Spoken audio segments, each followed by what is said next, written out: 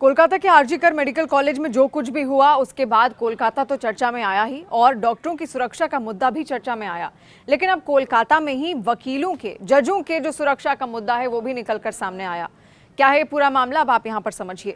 कोलकाता के RG medical college अस्पताल में डॉक्टर बिटिया से रेप और उसकी हत्या मामले को लेकर पूरे देश में बवाल मचा हुआ है।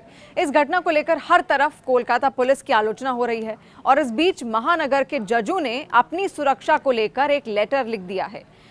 इससे नया बखेड़ा पैदा हो गया है। डायमंड हार्बर उप न्यायालय के वरिष्ठ न्यायिक अधिकारियों ने अपनी सुरक्षा को लेकर गंभीर आरोप लगाए हैं।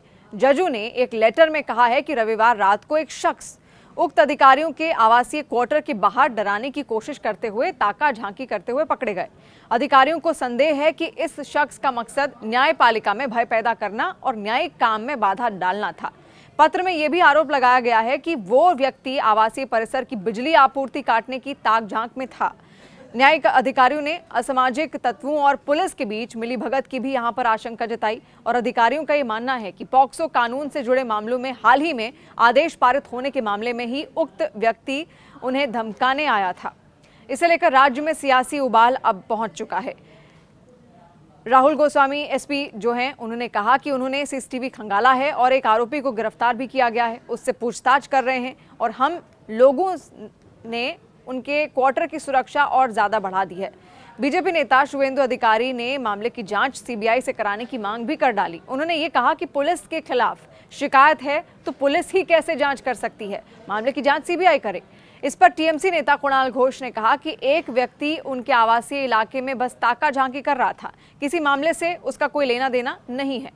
आपको बता दें कि इससे पहले डॉक्टरों ने राज्य सरकार को एक लेटर भेजा था जिसमें कहा गया था कि मुख्य सचिव द्वारा निर्धारित अधिकतम 15 प्रतिनिधियों के बजाय बैठक में कम से कम 30 प्रतिनिधियों को अनुमति दी जाए।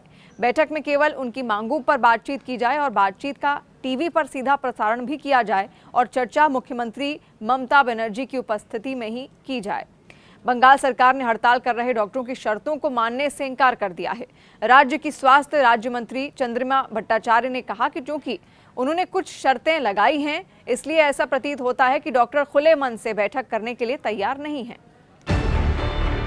न्यूज़ 18 इंडिया चौपाल, एक ऐसा मंच जहां जब जब बात निकलेगी तो सिर्फ दूर तक नहीं बल्कि दुनिया के कोने कोने में जाएगी, क्योंकि इस बार बात होगी भारत के वैश्विक महाशक्ति बनने के लक्ष्य पर।